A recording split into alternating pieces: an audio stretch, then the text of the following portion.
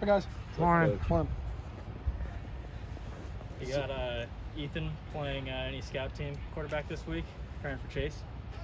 Ethan Carson? Yeah. No, we don't. That's a good question. Ethan's got to get all his reps he can with our first and second unit. So, but Chase Artopius has done a really nice job for us, simulating everybody the entire year. So we feel confident that as good as we can. Obviously, he's not Chase Garbers, but at least they got the same first name. So. Does Ethan give you any tips on what Chase can do? No, no, and I wouldn't ask him that. They're not. Okay. That's not the.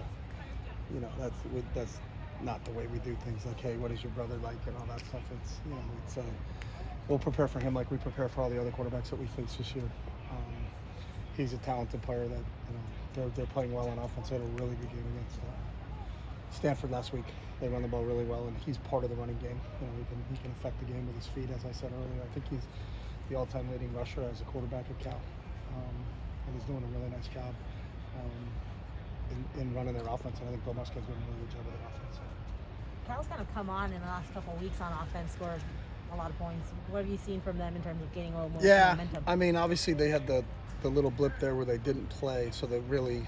And then the week before that, they played Arizona. They only scored 3 points. So they've only had one game back since they've been healthy, and that was against Stanford. So they were really balanced in that game. I thought they mixed the pass and the run really well. They also mixed their formations really well. They come out big personnel and run the ball and play action pass out of that. And then they could get multiple receivers on the field at the same time and spread things out. But if you do that, you got to be aware of Garbers as a runner. So I think they're doing a really nice job of mixing and matching and not letting you key in on one thing. They also run a ton of trick plays, so they kind of keep you on your toes that way. But I'm just happy for Justin. I had talked to him earlier when they had one game where they only played with 40 scholarship players or something like that against Arizona, and then they had a game canceled. So the fact that he's got his full complement of players back that's what it's all about. You want to play people when they're at full strength. You don't want to play them when they're down. And it sounds like they have everybody back to practice now, and we're going to get their best, and they're going to get our best. So.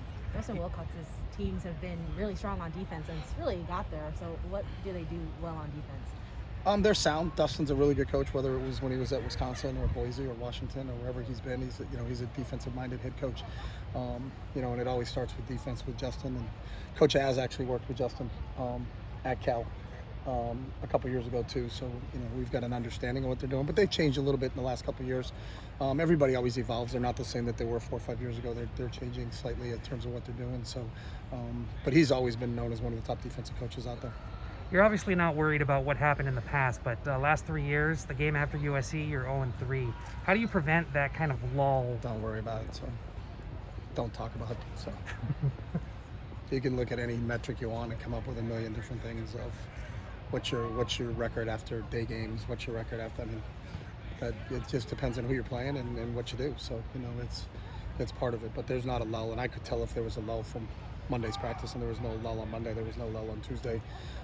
They've got the same energy and juice today. These kids love playing football, so that's not a concern of ours. That's what I was going to ask. If you still feel that they're hyped up, this week. Yeah, they're hyped up for every game they play this year. So. Got any favorite Thanksgiving dishes? No, whatever's served. I'm not a cook, so I don't get to dictate the menu. So we'll have a team Thanksgiving meal tonight for all of our guys, and then most of our kids from Southern California are going to get an opportunity to go home to their families, and then for the group that stays, we'll have a smaller meal for those guys. But our big Thanksgiving meal will be tonight, so we're excited about spending some time as a team tonight after our night meetings. What makes the Cal run defense so dangerous?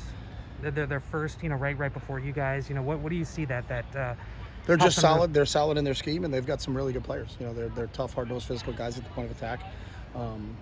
They're obviously, as we spoke to earlier, they're well coached. I think Pete Sermon and Justin do a really nice job with those guys in terms of where they are and what's going on with them.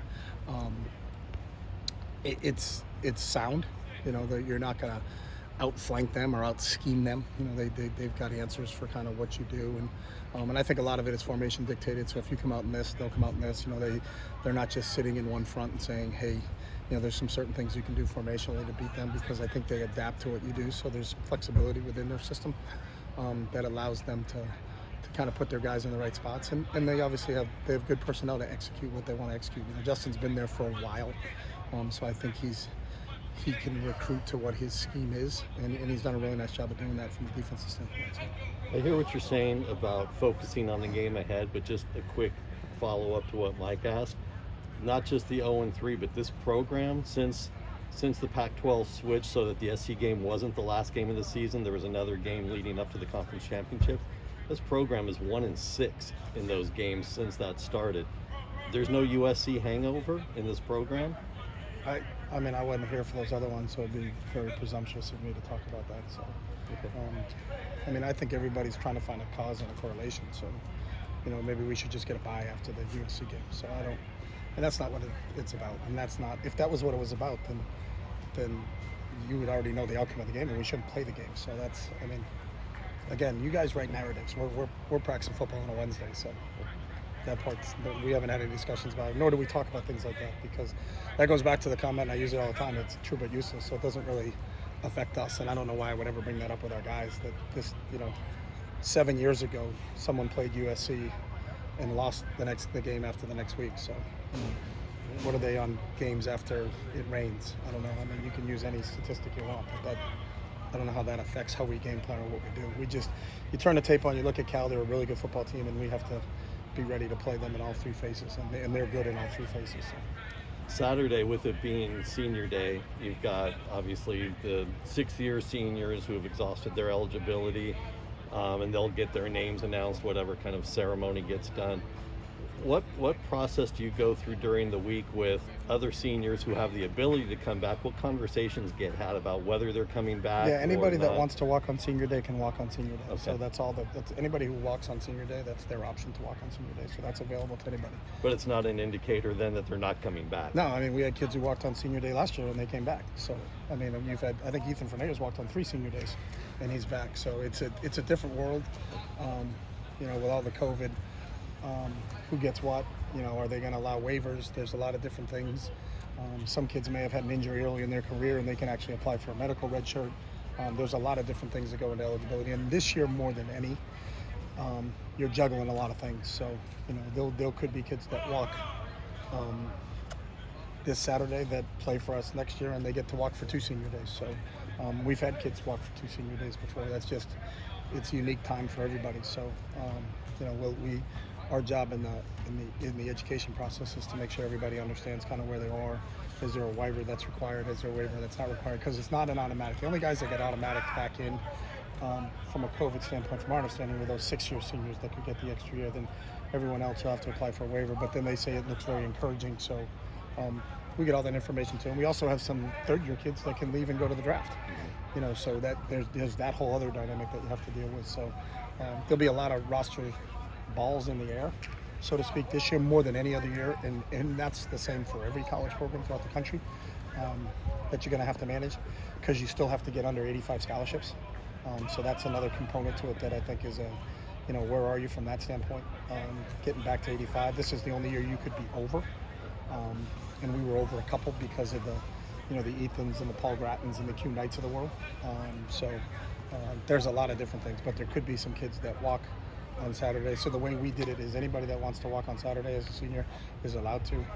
If there's eligibility remaining, you still will figure out what's the best interest of you, in terms of where you are and how you're going to do it. So That sounds like a full-time job, just managing the numbers with the NCAA and what their systems are. Yeah, but it's the same for every school. So we all understand what we have to do, and we gotta, at some point in time, you can only be at 85 from a scholarship standpoint, and you can be at, I think it's 110 as a roster standpoint. And roster management this year is just something that's probably at the top of everybody's list, just because of what went on with COVID and COVID waivers and things like that. And then throw in the transfer portal, which I think is going to blow up on Sunday. Because every FBS school will be done playing on Sunday. The only schools left to be the teams playing in the championship games. But there's been numerous schools that have had 7, 8, 9 players go in during the season. So I would imagine everybody's going to have some kids going after the season, because the one thing that the student athletes understand now is that they're instantly eligible. Before, you would have to graduate to become instantly eligible, or you'd have to go down to be instantly eligible. If you were going to transfer from FBS to FBS, you'd have to sit. And so now you don't have to sit. So I think I think on Sunday you're going to see it. Just happened in the FCS. There's a ton of FCS kids that have gone into the portal because their season ended last week and the playoffs start this week. So I think the same thing will happen on to add to the roster management is the whole management of the transfer part of it. I think is going to be probably come to the forefront. I think here coming on Sunday because you're going to see a ton of names going. Do you think a lot of coaches get in the habit of having to wake up every morning and make sure all their players are still there? Well, we check in every day and make sure they're here for practice, but I don't worry about it here. We haven't had a kid go in the portal, and I think it's a testament to these kids and the environment that we have here. But then after the season, and I understand it, if a kid's not playing and he has the opportunity and doesn't have to sit and can maybe go somewhere else and play, you have 4 years of eligibility left. Do you want to do it as a scout squad player for 4 years, or do you want to do it somewhere where you have a chance to get on the field? That's an individual decision that kids will make. And for us, our whole mindset's always been that if that's your decision, how can we help you? There's, I think, a certain way to go about it. There's certain players that are here, but they're here because of our relationship with the head coach. Brian Kelly called me personally about Jordan and had a great conversation with him. David Shaw talked to me about Obi. And I talked to David Cutcliffe about Britton Brown. So I think sometimes people look at transfers as a bad thing, but our job is to help our players be successful. And if someone feels that they can be successful somewhere else, then how can we help you do that? I think that the days of transferring and he's leaving your school so he's disloyal to, that's not the case.